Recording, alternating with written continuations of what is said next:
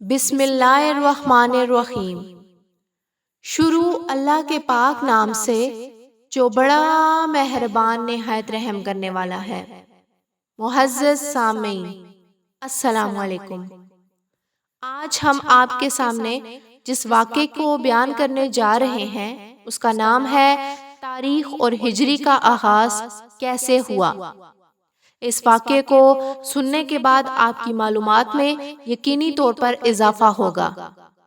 معزز سامعین، اگر آپ کو ہماری اسلامک ویڈیوز پسند آ رہی ہیں تو ہمارے چینل کو سبسکرائب کریں اور بیل آئیکن کو پریس کریں تاکہ ہماری آنے والی ویڈیوز آپ تک پہنچتی رہیں۔ ایک آدمی یمن سے حاضر خدمت ہوا اور بارگاہ فاروقی میں عرض گزار ہوا کہ اے امیر المومنین، آپ رضی اللہ تعالیٰ عنہ تاریخ کیوں نہیں ڈالتے کہ یہ واقعہ فلاں مہینے اور فلاں سال ہوا۔ حضرت عمر رضی اللہ تعالیٰ عنہ نے فرمایا کہ ہاں، تمہاری یہ بات قابل غور ہے۔ پھر وہ آدمی چلا گیا۔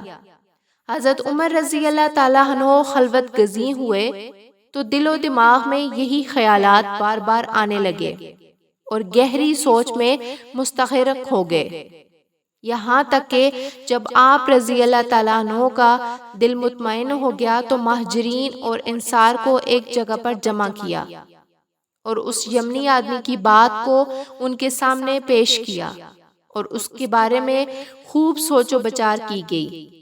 پھر ان سے سوال کیا کہ تاریخ کا آغاز کہاں سے ہونا چاہیے۔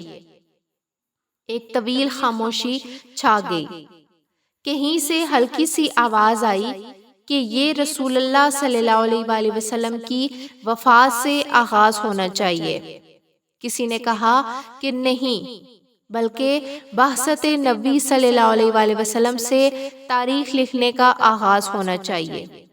اتنے میں علی بن ابی طالب رضی اللہ تعالیٰ عنہ کی آواز بلند ہوئی کہ یا امیر المومنین، ہمیں تاریخ لکھنے کا آغاز اس وقت سے کرنا چاہیے جس وقت رسول اللہ صلی اللہ علیہ وآلہ وسلم شرک کی سرزمین سے نکلے تھے اور مدینہ منورہ پہنچے تھے، یعنی جس دن نبی کریم صلی اللہ علیہ وآلہ وسلم نے ہجرت فرمائی تھی۔